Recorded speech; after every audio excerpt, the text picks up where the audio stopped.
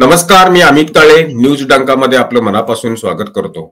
मित्रांनो, गेली काही महिने आम्ही न्यूज डंकाच्या वतीनं हिंदवी स्वराज अभियान हे छत्रपती शिवाजी महाराजांच्या राज्याभिषेकाला जी 350 वर्ष पूर्ण झाली या निमित्तानं आम्ही करतोय आणि शिवाजी महाराजांशी निगडीत वेगवेगळ्या पैलूंवर बोलण्याकरता जे त्यातले तज्ज्ञ आहेत, अभ्यासक आहेत, या सगळ्यांना आम्ही आमच्या स्टुडिओमध्ये निमंत्रित करतो. आज शाहिरी या एका विषयावर जे अभ्यासक आहेत त्यांना आम्ही आमच्या या स्टुडिओमध्ये निमंत्रित केलेलं आहे. आचार्य हेमंतराजे मावळे शाहीर असं त्यांचं नाव आहे. पुण्याहून ते आज आमच्या स्टुडिओमध्ये उपस्थित झालेले आहेत. 1982 पासून त्यांनी शाहिरी या क्षेत्रामध्ये त्यांचं काम आहे. गेली 42 वर्ष ते स्वतः शाहिरी लिहितात पण आणि गातात सुद्धा. कैलासवासी शाहीर किसनराव हिंगे हे त्यांचे गुरु आहेत आणि नानिवडेकर, हिंगे आणि मावळे या घराण्याचे ते सध्या उत्तराधिकारी म्हणून काम करतात. तर मित्रांनो, आज स्टुडिओमध्ये शाहीर हेमंतराजे मावळे आपल्याशी संवाद साधण्यासाठी उपस्थित आहे. नमस्कार मावळे साहेब. मला तुम्हाला आजच्या या मुलाखतीच्या निमित्तानं पहिला प्रश्न असा विचारायचा आहे की शाहीर काव्य हे काय आहे आणि त्याचा उगम केव्हापासून झाला? शाहिरी या विषयाअंतर्गत वेगवेगळे विषय येतात. म्हणजे काही रसात्मक त्याचे विषय आहेत, पण शाहिरीमध्ये साधारण पोवाडा येतो, लावणी येते, छक्कड येते, फटका येतो, असे वेगवेगळे प्रकार, गण आहे, मुजरा आहे, या सगळ्या वाङ्मयाला शाहिरी असं म्हणतात. त्यातला पोवाडा हा विशेषत्वानं शाहिरी म्हणून ओळखला जातो. साधारण पोवाड्याचा उगम कधी असं जर आपण म्हटलं तर पोवाड्याचा उगम हा माऊलींच्या काळात आहे. म्हणजे प्रत्यक्ष माऊलींनी असं लिहून ठेवलंय, तुवा संग्रामो हरिजयंतीला निबात कवचाचा टाहो फोडिला, पवाडा तुवा केला गंधर्वासी. असं माऊली ज्यावेळी म्हणते त्यावेळी आपल्या दृष्टीने माऊलींनी म्हणणं म्हणजे तो माइलस्टोन आहे, त्या ठिकाणी आपल्याला सरळ स्वीकारायचं. त्यामुळे त्या काळात पोवाडा आहे असं आपल्याला लक्षात येतं. म्हणजे या विषयात मी माझे वारकरी संप्रदायातले आध्वर्य हरिभक्तीपरायण डॉक्टर किसन महाराज साखरे यांच्याशी चर्चा केली.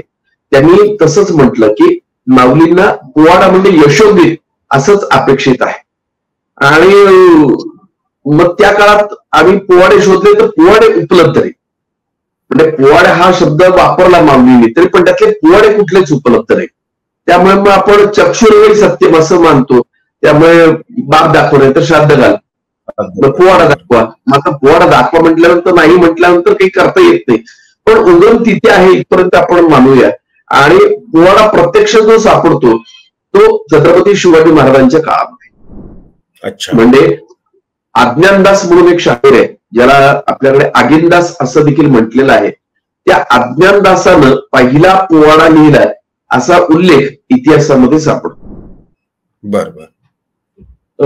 या अज्ञानदासाचं वैशिष्ट्य असं की हा अज्ञानदास, हा जो अज्ञानदासाने जो पोवाडा लिहिलाय हा साधारण कुठल्या कालखंडामध्ये लिहिलेला आहे? काय झालं, शिवाजी महाराजांनी अफजल खानाला मारलं. बरोबर. अफजल खानाला मारल्यानंतर हा जो विषय, आता त्या काळामध्ये माध्यम नाही काही. म्हणजे आपण थोडस आधुनिक काळाचा विचार केला तर त्या काळामध्ये माध्यम काहीच नव्हतं. म्हणजे आता आपण, तुम्ही मुंबईला बसलात, मी पुण्याला बसलो, आपली चर्चा आपली होऊ शकते काय. पण हे जर समजा त्या काळामध्ये तसं काहीच स्थिती नाही. म्हणून जिजाबाईंच्या मनामध्ये असा विचार आला की हा जो सगळा पराक्रम आहे शिवाजी महाराजांचा, तो पराक्रम दुनियेला दिसला पाहिजे, सगळ्यांना कळला पाहिजे. त्याची काही कारणं होती. जिजाबाई ह्या केवळ शिवाजी महाराजांची आई एवढा त्यांचा विषय काही मर्यादित नाही. डोक्यातला जो विषय होता की हा विषय सर्वांपर्यंत पोहोचला पाहिजे काय. आणि हा सर्वांपर्यंत जर पोहोचायचा असेल तर सगळ्यात महत्वाचा विषय काय, तर कोणीतरी हा प्रसंग सांगितला पाहिजे. मग हा प्रसंग सांगणार कसं, तर मग सांगायला सगळ्यात चांगला मार्ग काय, तर एखाद्या शाहिराला बोलवू असं त्यांच्या डोक्यात आलं. आणि त्यावेळी अज्ञानदास हा शाहीर त्यांच्या पदरी होता. म्हणजे शिवाजी महाराजांच्या सैन्यामध्ये अज्ञानदास प्रत्यक्ष उपस्थित आहे. म्हणजे तो त्यांनी काही लढाया केलेल्या आहेत. म्हणजे तो साधा सैनिक आहे की जो त्यांच्या पदरी आहे. पण त्याच्याकडची जी कला आहे ते जिजाबाईंना माहिती आहे. म्हणजे जिजाबाई किती मोठे आहेत हे आपण लक्षात घेतलं पाहिजे, की सर्वसामान्य एक शिपाई, त्या शिपायाची काय कला आहे हे जिजाबाईंना माहिती. आणि शिवाजी महाराजांचा पराक्रम हा लोकांच्या पर्यंत पोहोचवण्याकरता त्यांनी दुसरं कुठलं लिखाण न करता पोवाडा या माध्यमाला जास्त प्राधान्य दिलं. सगळ्यात जास्त पहिलं महत्व जिजाबाईंनी दिलं. आणि त्याचं बेसिक मूळ कारण असं होतं की जो काही पराक्रम केलाय तो सर्वांपर्यंत पोहोचला पाहिजे. सर्वांपर्यंत म्हणजे जे आपले आहेत आणि जे आपले नाहीत, म्हणजे जे हिंदवी स्वराज्याचे पाईक आहेत त्यांनाही कळलं पाहिजे, आणि आपल्यामध्ये देखील स्वकीय काही शत्रू आहेत छुपे, त्यांना देखील ते कळलं पाहिजे की अफजल खानाला फाडलं हे इतिहास आहे हा कळला पाहिजे, त्याविषयीची दहशत निर्माण झाली पाहिजे. म्हणून जिजाबाईंनी अज्ञानदासाला बोलून घेतलं आणि अज्ञानदासाकरवी हा पोवाडा त्यांनी गाऊन घेतला. आणि तो पोवाडा गाण्यासाठी त्यांना सांगितलं की तू सगळीकडे जाऊन गा. पहिल्यांदा महाराजांच्या समोर दरबारामध्ये महाराज आहेत, जिजाबाई आहेत, सगळा दरबार भरलेला आहे, अशा दरबारामध्ये अज्ञानदासाने हा पोवाडा सादर केला. आणि मग तो पोवाडा गायल्यानंतर अज्ञानदासाने त्यांच्या पोवाड्यामध्ये लिहून ठेवलंय की शिवाजी महाराजांनी मला शेरभर सोन्याचा तोडा आणि बसायला घोडा दिला, असा उल्लेख तो त्या पोवाड्याच्या शेवटी करतो. म्हणजे महाराज किती मोठे याचं वर्णन तो करतो. म्हणजे लोकाश्रयापेक्षा राजाश्रय किती महत्वाचा आहे हे तिथं अधोरेखित होतं. म्हणजे राजाश्रय दिल्यानंतर ही कला किती पुढे जाऊ शकते याचं उत्तम उदाहरण पोवाडा आहे, ही लोककला आहे की ज्या लोककलेला महाराजांनी राजाश्रय दिला. आणि त्यावेळी ती एक डोळस दृष्टिकोन महाराजांचा होता की या कलेमध्ये माध्यम म्हणून ताकद आहे. पोवाड्याची कला ही माध्यम म्हणून तिच्या ताकद आहे, ती 4 लोकांपर्यंत जाऊ शकतो, आम्ही सर्वांना समजून सांगू शकतो आणि ते सगळ्यांना पटू शकतं. हे जे समजलं आहे की नाही ते शिवाजी महाराजांची ही जी त्यामागची जी एक दृष्टिकोन आहे ना तो खूप महत्वाचा आहे असं मला वाटतं. आणि जिजाबाईंच्या मनामध्ये स्पष्ट होतं की आपल्याला जो नॅरेटिव्ह समाजामध्ये प्रस्थापित करायचा आहे की हिंदवी स्वराज्यावर चालून आलेलं कोणी असो, मग तो स्वकीय असो नाही तर परकीय असो. आमच्या शाहीर हिंग्यांच्या शब्दात सांगायचं झालं तर शाहीर हिंग्यांनी एक काव्य लिहिले, त्या काव्यात ते म्हणतात, काळाच्या जबड्यात घालून हात मोजिते दात जात ही आमची जात कुठली आहे? काळाच्या जबड्यात घालून हात मोजिते दात जात ही आमची, 5 चाळून पाने आमच्या इतिहासाची.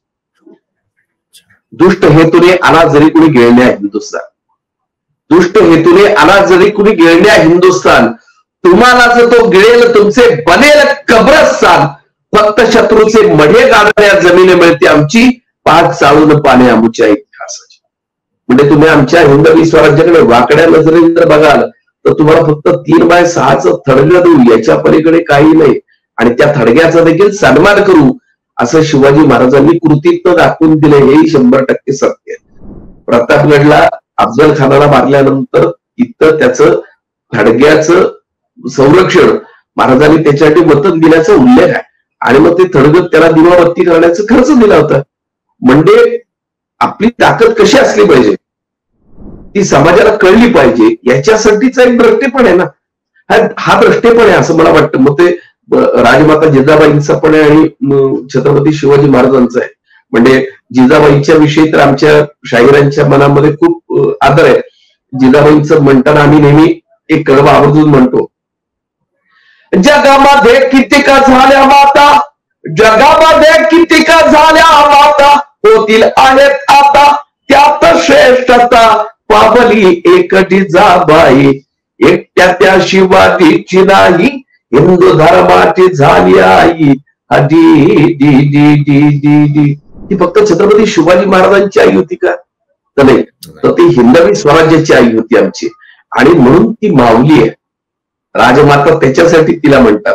त्यामुळे हे जे द्रष्टेपण आहे ते त्यांना होतं आणि त्यांच्यामुळे ते छत्रपती शिवाजी महाराजांच्या पुढे. बरोबर. आणि हा सगळा पराक्रम मग अज्ञानदासाने गावोगावी जाऊन मांडला. गावोगावी वेगवेगळ्या पद्धतीने त्यांनी गेले आणि त्यांनी हा सगळा पराक्रम तिथे मांडण्याचं काम केलं, असा उल्लेख इतिहासामध्ये सापडतो. आणि आम्ही जी शाहीर मंडळी आहोत ती आम्ही शाहीर मुख्य म्हणजे इतिहासाचे जागले आहोत. आम्ही काही इतिहास संशोधक शाहिरांना इतिहासाचे जागलेच जागले आमचं. त्यामुळे इतिहास संशोधन करणं हे काय आमचं काम नाही.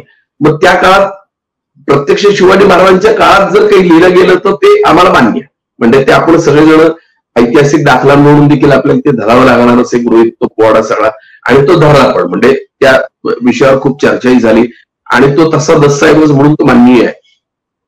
पण जे जे समक्ष घडलं आणि ज्यांनी लिहिलं ते मान्य केलं गेलं. पण आता जर समजा आमच्या आरकेने शिवाजी महाराजांवर पोवाडा गेला तर तो दस्त म्हणून आम्ही सांगणार नाही. आम्ही इतिहास तज्ञ जे आमच्यापर्यंत माहिती पोहोचवतील ती माहिती आम्ही पुढच्या पिढीपर्यंत पोहोचवणं हे आमचं काम आहे. एवढं त्या निमित्ताने आम्हाला. आज शाहिरी एक लोककला आहे. आता शिवाजी महाराजांच्या काळात जिजाऊ मासाहेबांना या शाहिरीचं महत्व पटलेलं होतं आणि शिवाजी महाराजांचा जो पराक्रम आहे तो शाहिरीच्या माध्यमातून रयते पुढे जावा, स्वकीयांच्या पुढे पण जावा आणि जे हिंदवी स्वराज्याचे दुश्मन आहेत त्यांच्यापर्यंत पण जावा असा त्यांचा हेतू होता. आज ही लोककला जपण्याकरता शासन म्हणून शासनानं ज्या भूमिका शासनाने घ्यायला पाहिजे ती घेतली जाते असं तुम्हाला वाटतं का? खरं तर शासनाला खूप काम करण्यासारखं आहे. पण काही काही वेळा शासन हे थोडस त्या विषयात विशेष रस घेत नाही असं लक्षात येतं. काही गोष्टी त्यांनी केल्या. म्हणजे आम्ही शासनाला काही काळापूर्वी अशी मागणी केली होती की 10वीच्या विद्यार्थ्यांना परीक्षेमध्ये शास्त्रीय कला ज्या आहेत त्या कला करणाऱ्या विद्यार्थ्यांना, म्हणजे शास्त्रीय नृत्य असेल, शास्त्रीय गायन असेल, चित्रकला असेल, त्यांना 10 मार्क 10वीच्या परीक्षेत मिळायचे. मग आम्ही शासनाच्या मागे लागून या सगळ्या परंपरा आहेत, लोकपरंपरा, त्यांच्यासाठी गुण द्या असं आम्ही विनंती केली. शासनानं ती मान्य केली आणि आता या सगळ्या कीर्तन असेल, भारुड असेल, पोवाडा असेल या शिकणाऱ्या मुलांना त्यांनी काही नोंदणीकृत केलेल्या संस्थांनी जर शिफारस दिली तर 10वी मध्ये 10 मार्क मिळू शकतात. हे एक त्यांनी केलं. ही गोष्ट अत्यंत महत्वाची आहे. म्हणजे अनेक पालकांना हा विषयच माहिती नसतो. कारण पालकांच्या डोक्यात असतं की स्पर्धेत मुलांनी राहायचं आणि जास्तीत जास्त मार्क मिळवायचे असं वाटत असतं. पण एक विषय असाही येतो एखाद्या वेळी की बाबा मुलांनी या सगळ्या विषयात बाहेर पडलं पाहिजे. अशा वेळी ते होत नाही. मग ते होण्यासाठी मग अशा काही कालांमध्ये त्यांना जर गुण मिळाले तर ती मुलं काही करून दाखवतील असं नक्की वाटतं. त्यामुळे मग आम्ही तो प्रयत्न केला आणि त्या प्रयत्नात आता 10 मार्क त्या मुलांना मिळत आहेत. त्याशिवाय शासनाने आता मी स्वतः लोकसाहित्य समितीचा अध्यक्ष, एज्युकेशन डिपार्टमेंटच्या अंडर शिक्षण मंत्र्यांच्या कडे ती समिती आहे आणि त्याचं स्वतंत्र अध्यक्ष म्हणून आहे काम माझं. तर आमचं म्हणणं लोकसाहित्य काही निर्मिती करणं असं आमचं काम आहे मुळात. पण त्या बाबतीत शासन खूप उदासीनता आहे. म्हणजे आम्ही प्रत्येक वेळी मागे लागतो. आता साधं उदाहरण घ्या, तुम्हाला सांगतो. मी स्वतः एक ठराव दिला होता की महाराष्ट्रातल्या काही निवडक शाहिरांचे शिवाजी महाराजांच्या चरित्रपर पोवाडे असं एक पुस्तकाचा संग्रह आपण ग्रंथ एक निर्माण करू. त्याच्यासाठी आम्ही सगळ्या गोष्टीचा पाठपुरावा केला, सगळं नियमाप्रमाणे सगळी माहिती पाठवून दिली. मी अध्यक्ष, निर्णय मी घ्यायचा, फक्त फंडिंग त्यांनी करायचंय. पण ते देखील होत नाही शासनाकडे. मला बसायला अजूनही कार्यालय मिळालं नाही.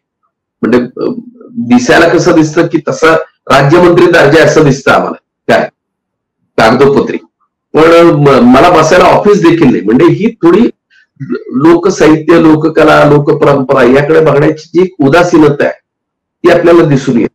आणि जे सत्य आहे ते सत्य, म्हणजे हे मी अनुभव. म्हणजे अनेक दिवस म्हणजे पुणे जिल्ह्याची साहित्य आणि कलाकारांसाठीची मानधन कमिटी आहे.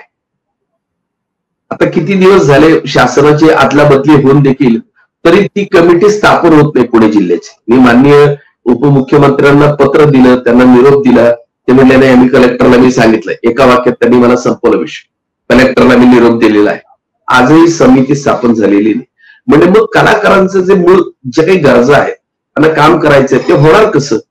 ते होणं खूप अवघड होत आहे. आणि त्या दृष्टीने शासनाचे एक गंभीरता नाहीये, या विषयाकडे बघण्याचं एक गांभीर्य पाहिजे, ते गांभीर्य नाही असं मात्र. त्याच्या निमित्तानं हा विषय पुढे आला म्हणून मी हा प्रश्न तुमच्या पुढे मांडला आणि तुम्ही जी खतखत व्यक्त केली ती पण आम्ही न्यूज डंकाच्या वतीनं सरकारपर्यंत पोहोचवण्याचा निश्चित प्रयत्न करू. मला पुन्हा तुम्हाला शिवकाळामध्ये घेऊन जायचंय की अज्ञानदासाचं उदाहरण तुम्ही दिलं की पहिला पोवाडा महाराजांचा त्यांनी गायला, महाराजांच्या समोर गायला आणि गावोगावी जाऊन त्यांनी महाराजांचा पराक्रम पोवाड्याच्या माध्यमातून लोकांच्या पर्यंत पोहोचवला. अशी आणखीन काही उदाहरणं तुम्हाला शिवकाळातली देता येतील का की हे हे हे शाहीर होते आणि यांनी अशा पद्धतीचे पोवाडे तयार केले? शिवकालामध्ये 2-3 शाहीर आहेत आणि शिवकालामधले फक्त 7 पोवाडे आता आपल्याकडे उपलब्ध आहेत.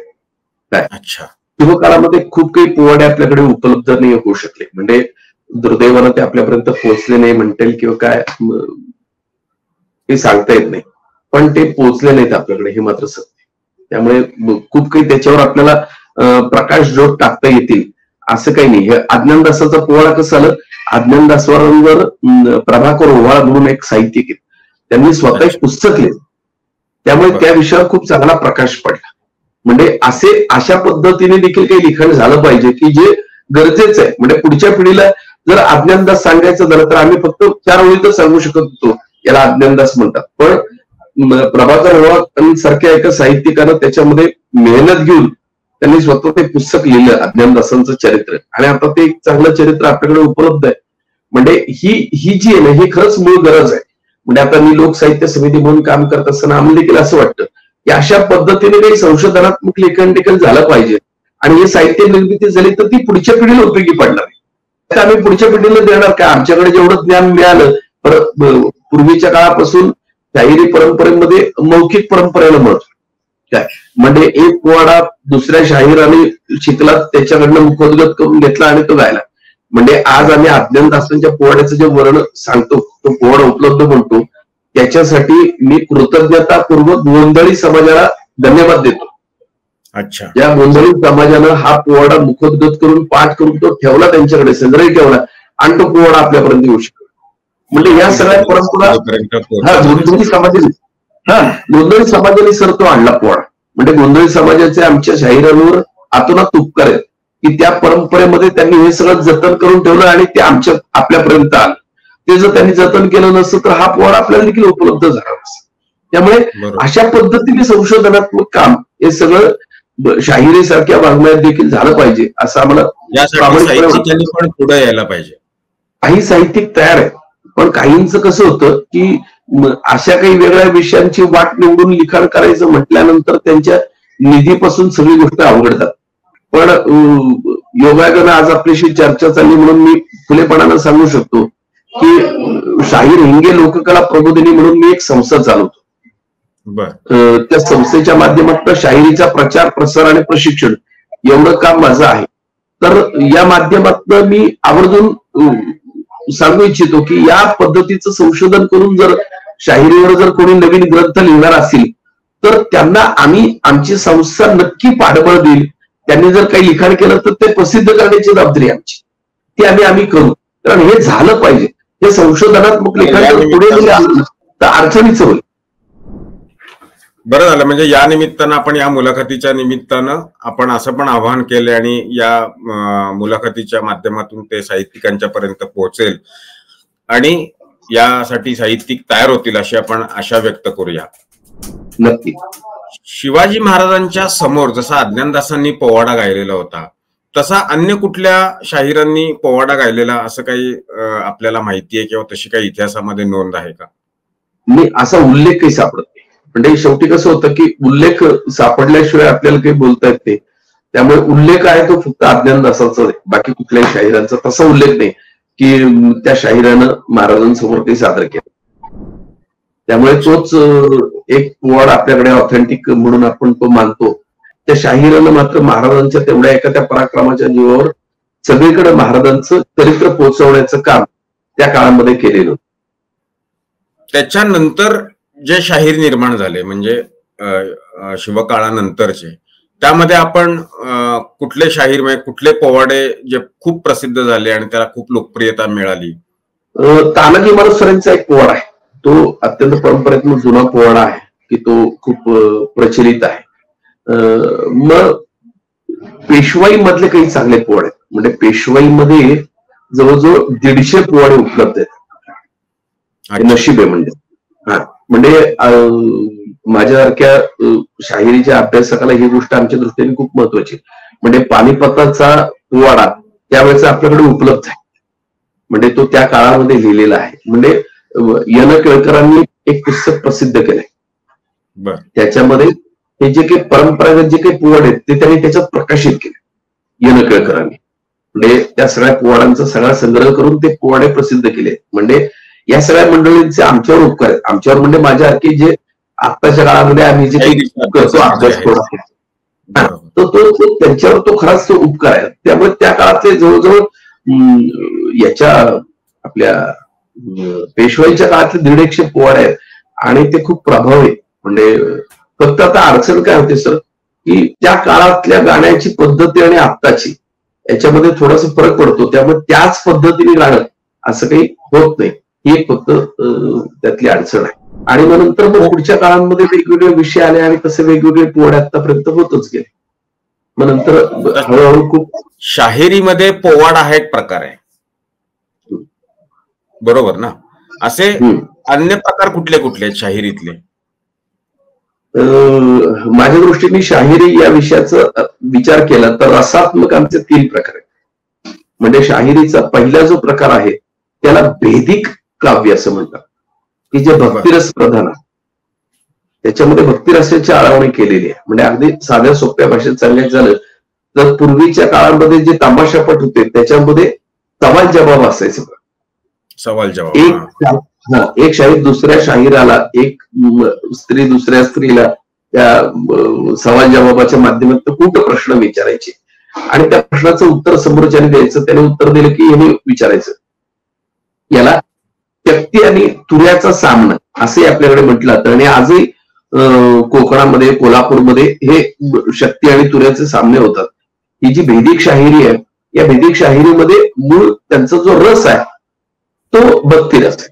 आणि मग भक्तिरसावर आधारित काही पुराणातले काही प्रश्न असतील, काही परंपरागत जी जुनी काव्य आहेत त्यातले काही प्रश्न असतील, काही आध्यात्मिक कूटनीतीतले प्रश्न असतील असं विचारणं, अशा पद्धतीने ती शाहिरी जन्माला आली आणि ती शाहिरी अजूनही जिवंत आहे. म्हणजे हैबती बाबांसारखे ज्यांनी याच्यामध्ये खूप मोठं काम करून ठेवलेलं आहे.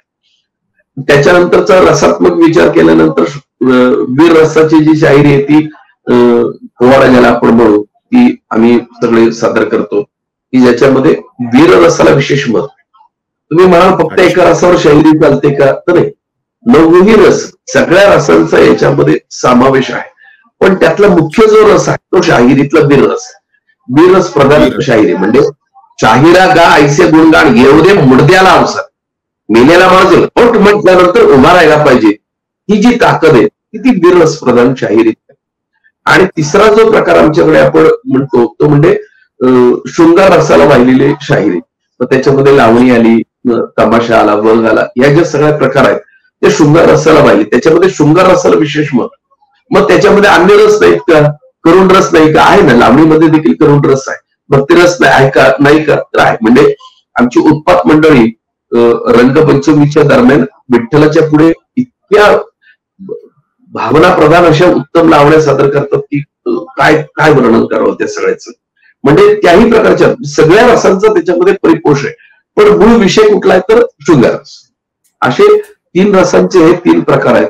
त्याच्यानंतरचा जो एक प्रकार आहे तो म्हणजे आमची डांगटी शाहिरी. डांगट हा एक शाहीर म्हणजे त्याला नंतर जमात असंच आम्ही म्हटलं की तो शाहीर स्वतः हातामध्ये एक तुंतुण घेऊन गात असे. म्हणजे एका तुंतुण्याचा स्वर आणि ताल Taung Taung Taung Taung Taung Taung Taung असं चाललेलं, त्याच्यावर तो गाण असं त्याची पद्धत होती. मग नंतर त्या हा सगळा दांगटी जी शाहिरी आहे तो थोडासा शिद्र कवी. म्हणजे समजा तुमच्या समोर येऊन उभं राहिला तर काळे साहेब नक्की काय करतात, तर मग ते सहसंपादक आहेत, मग ते राहतात कुठे, मग त्यांचं शिक्षण काय आलं अशी माहिती घेऊन 5व्या मिनिटाला तो तुमच्यावर पोवाडा सुरू. इतकं शीघ्र कवित्व त्यांच्याकडे होतं. अगदी आता एक 10 वर्षापूर्वी पुण्यातलं सगळ्यात ज्येष्ठ दांगट शाहीर त्यांचं निधन झालं, जाधव म्हणून होते. पण अशी परंपरा जपणारी देखील थोडी मंडळी होती, पण आता त्या हळूहळू लयाला गेली. म्हणजे आता दांगट वस्ती म्हणून पुण्यामध्ये फक्त एक वस्ती, पण या प्रकारामध्ये काम करणारी माणसं नाही. कारण काय झालं, त्या माणसाच्या हातात बाकी काही नसल्यामुळे तो दारोदार जाऊन भिक्षा मागणं असं त्याचं ते सगळं व्हायला लागलं. त्यामुळे त्याला काही कलेला हे मिळालं नाही. पण त्यांची एक विशिष्ट कला होती आणि त्यामुळे आमच्याकडे दांगटी शाहिरी ही एक परंपरा जपली गेली आणि दांगटी चाल अशी आमच्याकडे आली. म्हणजे शाहिरीमध्ये ज्या वेगवेगळ्या चाली आहेत त्याच्यामध्ये दांगटी चाल ही आली. उदाहरण सांगायचं झालं तर एक तानाजी मालुसरेंच्या पोवाड्यात मुचाट्यांनी लिहिलेला पोवाडा आहे, शाहीर मुचाट्यांनी, त्याच्यात ती चाल येते.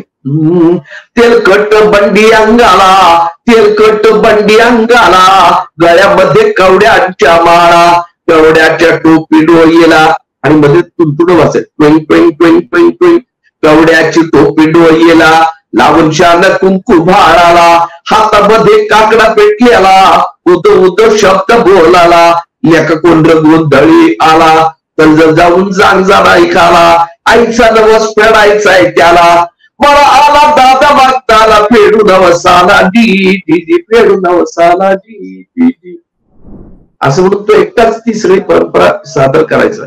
आणि नंतरच्या काळामध्ये आम्ही एक शेवटची परंपरा जी आम्ही 5वी मान्य केली ती म्हणजे आंबेडकरी जलसा.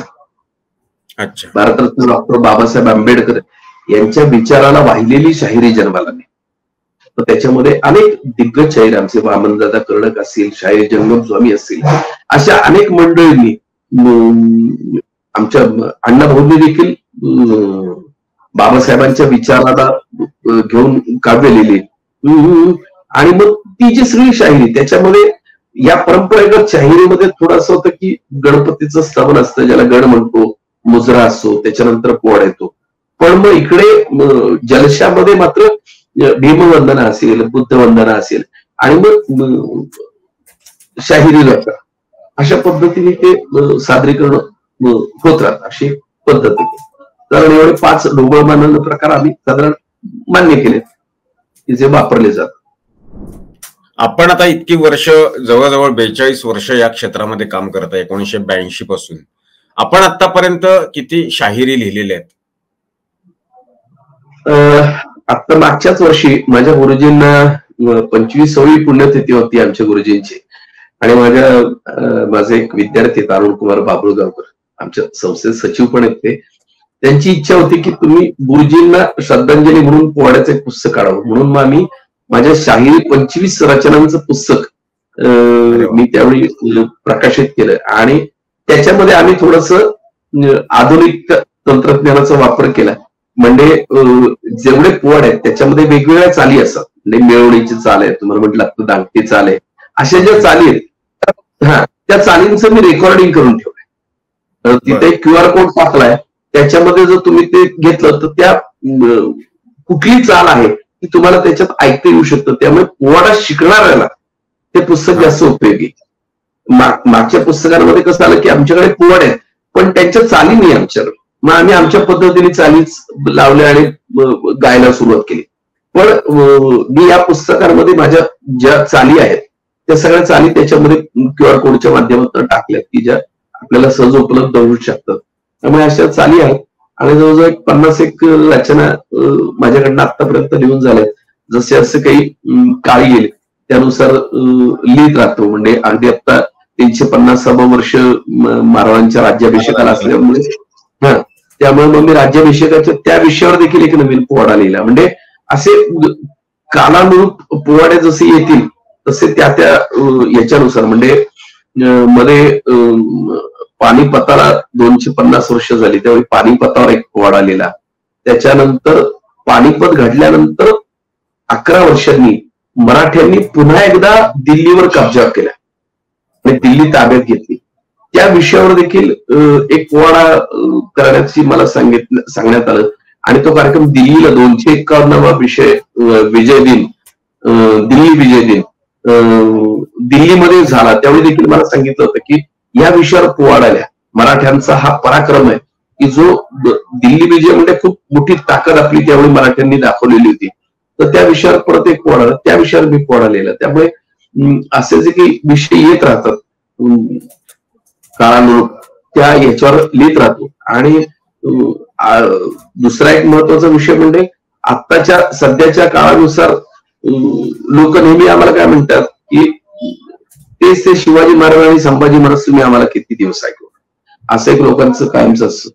पण खर तर शिवाजी महाराजांचं चरित्र जगावं कसं हे शिवाजी महाराजांचं चरित्र शिकवतं आणि मरावं हे संभाजी महाराजांचं चरित्र शिकवतं. आणि योगायोगाने या सगळ्या परंपरेमध्ये अनेक दिग्गजांनी खूप मोठं योगदान दिलेलं आहे. आम्ही देखील आमच्या परीने हे करत असताना एक नवीन पद्धत, नवीन फॉर्म्युला आम्ही त्याच्यामध्ये आणला. Biodata in the form of पोवाडा.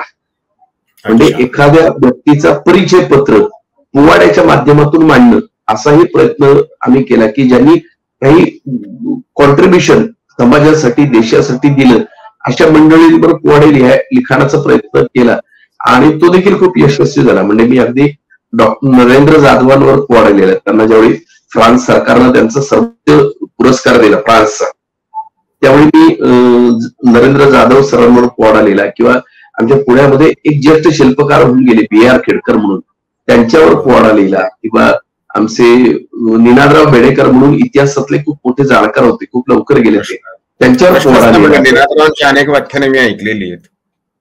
त्यामुळे निनादरावांच्या साठीच्या वेळी त्यांच्यावर मी पोवाडा लिहून त्यांच्यासमोर गायला होता. निनादराव अगदी माझं घरगुती आणि कौटुंबिक आमचे संबंध, माझ्या ट्रस्टची स्थापना करताना ते फाउंडर होते आमचे, त्यामुळे तसं केलं. त्याच्यानंतर अगदी नजीकच्या काळामध्ये डॉक्टर प्रभा अत्रेंच्या 90व्या वाढदिवसाच्या निमित्तानं त्यांच्यावर एक पोवाडा लिहिला आणि त्यांच्या समोर गायला. अरे वा. भारताचा अमृत महोत्सव आणि हे सगळं 75 या निमित्ताने त्यांच्या गुरुकुलात काही कार्यक्रम चालले होते. त्यावेळी मुंबईत त्यांनी ज्याने कार्यक्रम केला त्यांना म्हटलं की प्रभाताईंचं जे काम आहे आज त्यांनी आयुष्य वाहून घेतलं संगीताला, शास्त्रीय संगीत. मग तो विषय लोकपरंपरेतनं मांडणं देखील गरजेचं आहे.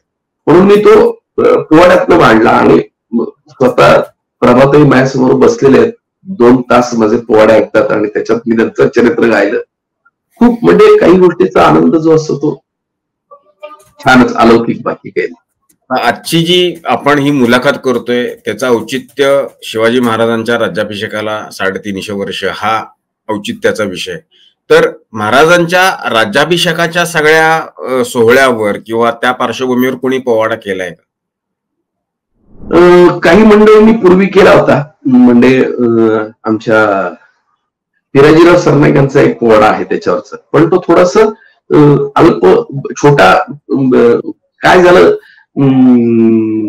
मागणी तसा पुरवठा असं म्हणतात ना, तर आकाशवाणीची मर्यादा असायची 8 ते 9 मिनिटाचा पोवाडा हवा, त्याच्यापेक्षा मोठा नाही. हा, त्यामुळे मग शाहिरांनी देखील मोजकेच पोवाडे लिहिले आणि ते सादर केले. त्यामुळे असं काही लिहिले. मी देखील एक नुकतंच एक त्या विषयावर पोवाडा लिहिला, कारण हा विषय सगळा समजून सांगणं की शिवाजी महाराजांचा राज्याभिषेक झाला म्हणजे काय, राज्याभिषेक झाला म्हणजे काय हे समाजाला कळलं तर पाहिजे. त्यांच्या राज्याभिषेकानंतर किती नवीन घटना घडल्या. म्हणजे शिवाजी महाराजांनी स्वतः राज्यकोष निर्माण केला, स्वतःची भाषा त्या सगळ्या विषयासाठी वापरली, शिवशक सुरू केलं. शिवशक सुरू करणारा हा आपला पहिला राजा आहे हे आम्ही मान्य केलं पाहिजे. शिवाजी कुठल्या राजाच्या नावाने कॅलेंडर आहे सांगावं. शिवाजी महाराजांच्या राज्याभिषेकानंतर शिवशक सुरू झालं. शिवशक सुरू झालं हे चंद्राप्रमाणेच चालतं, मात्र आम्ही शिवाजी महाराजांचं जन्म मात्र तारखेने करू. Happy birthday to you. किती कॉन्ट्रोवर्सी, म्हणजे काय काय म्हणावं आम्ही आमच्या. खरंच म्हणजे समजलं पाहिजे आपल्याला आपण काय करतो. शिवाजी महाराज स्वतःचा राज्याभिषेक तिथीप्रमाणे करतात आणि शिवशक सुरू करतात. ते म्हणतात नाही आज माझा राज्याभिषेक झाला आणि या दिवसापासून ही तिथी आमची सुरू झालेली आहे. त्यामुळे शिवाजी महाराजांच्या जन्मदिवसाची तारीख काढली आहे किंवा त्यानुसार जे आता शिवाजी महाराजांचा जयंती साजरी होते, तर तुमचं असं मत आहे, अनेकांचं असं मत आहे की ते तारखेनुसार न होता ते तिथीनुसारच व्हायला पाहिजे. कारण महाराजांचा राज्याभिषेक हा तिथीनुसार झालेला होता. तुम्ही म्हणताय तसं त्यांनी शिवशक सुरू केलेलं होतं. तर यावर तुमचं स्वतःचं व्यक्तिगत मत काय? 100% माझं मत हेच आहे की महाराजांनी पंचांगाप्रमाणे सगळी कामं केली. म्हणजे चंद्राप्रमाणे जे चालतं त्याप्रमाणे आपण सगळं स्वीकारलेलं आहे. म्हणजे पौर्णिमा अमावस्या अशा कालगणनेप्रमाणे आपण चाललेलो आहे. आणि ज्या रात्री स्वतःचा अभिषेक करून घेतल्यानंतरची स्वतःची तिथी निर्माण केली, शिवशक सुरू केलं. अहो शिवशक तुम्ही धरून चाला सर, काळे किंवा मावळे. आपण म्हटलं की माझा बर्थडे ही आणि या दिवसापासून एक नवीन इसवी सणासारखं नवीन काहीतरी सुरू करायचं, किती आधार आपण केले तर शक्य का आपल्याला? किती म्हटलं नाही शक्य. मग ज्या राजाची तिथी सुरू झालं ना, शुभशक सुरू झालं, 350 वर्ष आपण निर्माण साजरं करतो. हे करत असताना आम्ही एवढी तर भावना लक्षात घेऊया की ज्या राजांची म्हणायचं काय तर म्हणे जागतिक स्तरांवर महाराजांना पोहोचवायचं असेल तर हे सगळं केलं पाहिजे. आणि जागतिक स्तरावर तुम्ही कोण पोहोचवणार? 100 वर्ष पुढचं पंचांग आज देखील आपल्याकडे तयार आहे, 100 वर्ष पुढचं. बरोबर. बरं तुम्ही खरं सांगा, आतापर्यंत कुठल्या म्हणजे बुद्ध पौर्णिमा कधी होते? तिथीप्रमाणेच होते ना, तर ते तारखेप्रमाणे होते. पैगंबरांचा जन्म तर त्यांच्या ती जी काय असते त्याच्याप्रमाणेच होतो. या सगळ्या गोष्टी म्हणजे गुड फ्रायडे हा त्या विशिष्ट महिन्यातला येणारा एक शुक्रवार, त्याला तिथी तारीख ठरवून ठेवली का त्यांनी, याच दिवशीच आपण करायचं. असं असताना आपण महाराजांसाठी का तिथीचा आग्रह करायचा, तारखेचा? हाच मला कायमचा प्रश्न पडतो. त्यांची तिथी जे लोक तारखेचा आग्रह करतात आणि तारखेप्रमाणे महाराजांची जयंती साजरी करतात, ते लोक मात्र स्वतःची कामं करायला पंचांग बघतात आणि स्वतःची शुभकार्य करायला पंचांग बघून, तीथ बघून, मुहूर्त बघून सगळं करतात. हे किती मोठं दुर्दैव आहे. अहो बाकी सोडा, मी अगदी साधं, मला नेहमी या विषयात मी योगायोगानं फाल्गुन वद्य तृतीयेला जी शिवजयंती होती किल्ले शिवनेरीवर, तिथं गेली 42 वर्ष शाहिरीची हजेरी लावतोय. पोवाडा मी गातोय महाराजांच्या दरबारामध्ये फाल्गुन वद्य तृतीयेला शिवनेरीवर, जिथे महाराजांचा जन्म झाला.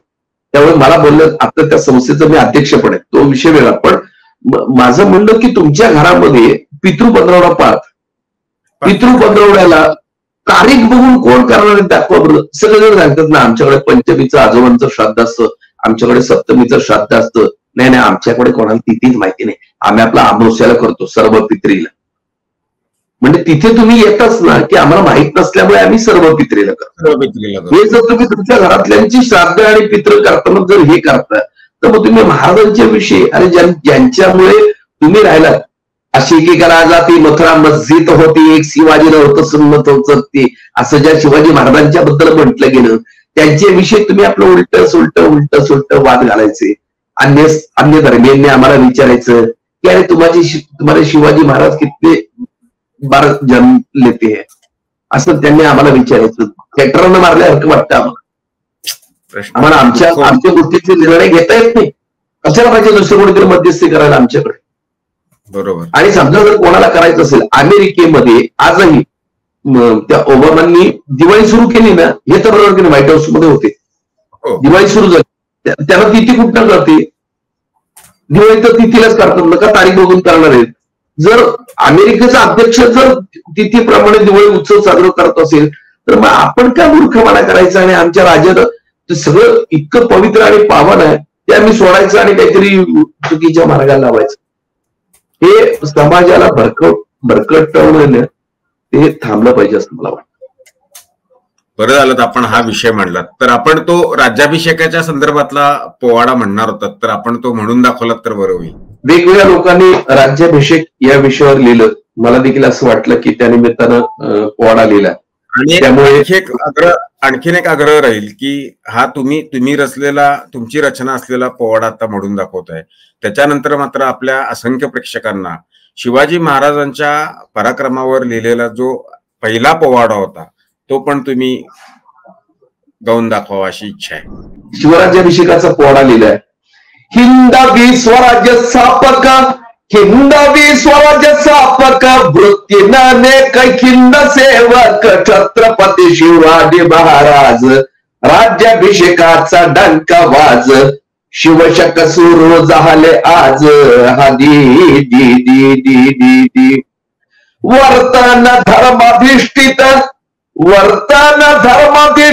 आदर्शवत कलंकरहित विश्ववंदनीय आपुला राजा प्रजाहित दक्ष महाराजा हिंद भूमीचा जाणता राजा हजी हिंद भूमीचा जाणता राजा हजी जी जी जी जी जी हिंदुस्थानला आक्रमकांनी नग्न करून नेले लुटून हिंद संस्कृती नष्ट केली मंदिरे पैसा पाठ झाली यावली वहिवाट स्थिरावली हजी जी जी जी जी जी यावली वहिवाट स्थिरावली हजी जी जी जी जी जी आणि मग अशा रीतीनं गागा भट्टांनी महाराजांकडे आले, जिजाबाईंना विनंती केली आणि राज्याभिषेक करण्याचा आग्रह धरला. असा जो सगळा विषय तो त्याच्यामध्ये मांडण्याचा प्रयत्न केला आणि काय काय बदल झाले त्याच्यामध्ये एक छोटस वर्णन आहे. राज्याभिषेकानंतर राज्याभिषेक झाल्यानंतरच कसं आहे, जरी पटका फडके डौलाने शिवतेजाच्या शौर्याचा श्री शिवराज्याभिषेक झाला शककर्त्या शिवरायांचा बसुने सालंकृत हत्तीवरील शिवरायांची निघाली स्वारी सरसेनापती माहुत होऊन गिरवे नेतृत्वाचा धडा डपतून तुणे हाती घेऊन शाहीर गातो पोवाडा शाहीर गातो पोवाडा शाहीर गातो पोवाडा. राज्याभिषेकानंतर नव्याने कामकाज आरंभिले राजांनी कामकाज आरंभिले निर्णय धाडसाने घेतले श्री शिवशक करता हिंदवे स्वराज्य निर्माता हो श्री शिवशक करता हिंदवे स्वराज्य निर्माता. अष्टप्रधानांची फारसे नावे बदलून घेतली राजांनी बदलून घेतली संस्कृत नावे बहाल केली श्री शिवशक करता हिंदवे स्वराज्य निर्माता. स्वराज्याला स्वभाषेचा अधिकार दिदला राजांनी अधिकार दिदला राज्य व्यवहार कोश निर्मिला श्री शिवशक करता हिंदवे स्वराज्य निर्माता. राजा शिवछत्रपती नावाने नाणी बनविली राजांनी नाणी बनविली. आपण होऊन ज्याला म्हणतो राज्याभिषेकानंतर काम झालं, नव्याने टांकसाळ बांधली श्री शिवशक करता हिंदवे स्वराज्य निर्माता. राजपत्र लेखनाविषयीचे नवे नियम केले राजांनी नवे नियम केले स्वाभिमानाचे बीज रोविले श्री शिवशक करता हिंदवे स्वराज्य निर्माता.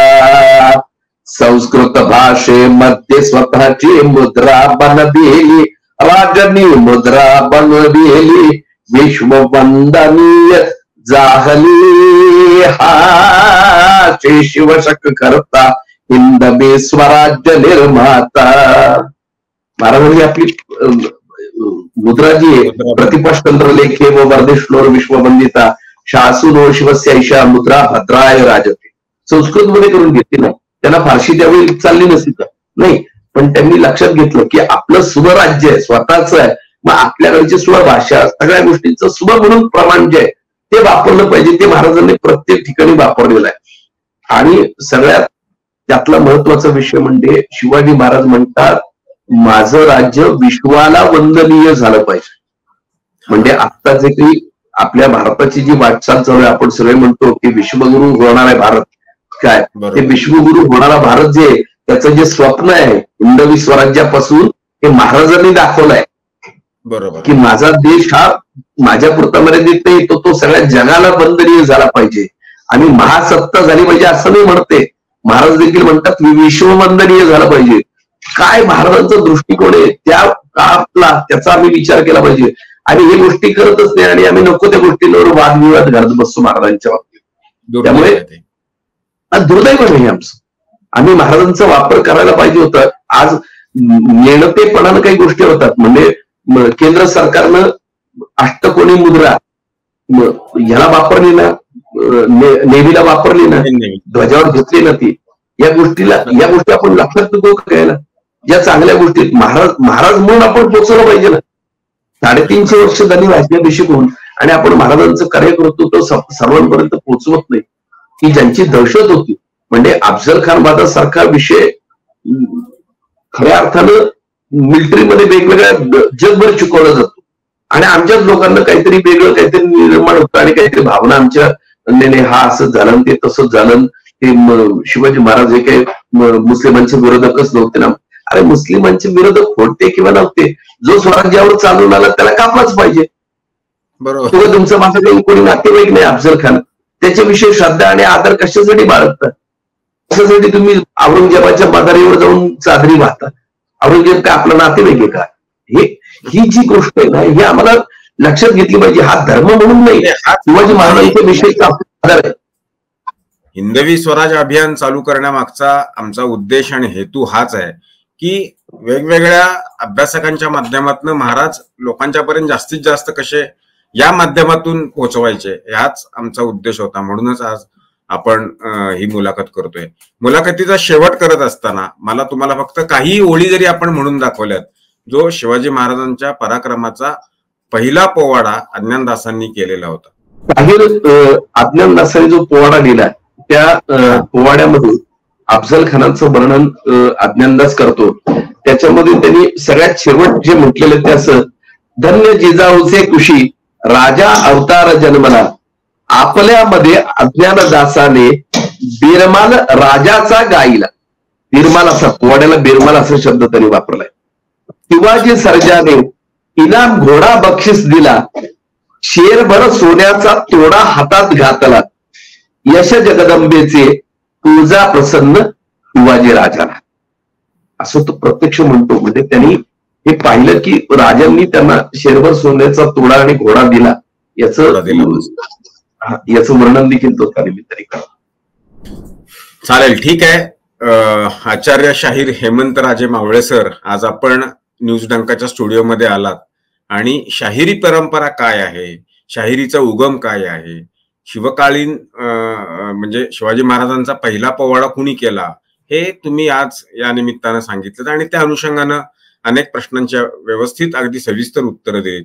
त्याबद्दल मी आपलं मनापासून आभार मानतो. जेव्हा जेव्हा या विषयाशी निगडीत काही चर्चा करायची असेल किंवा काही मतं जाणून घ्यायची असेल तर आपण अशाच पद्धतीनं आमच्यासाठी उपलब्ध राहाल अशी अपेक्षा व्यक्त करतो आणि इथे थांबतो. धन्यवाद.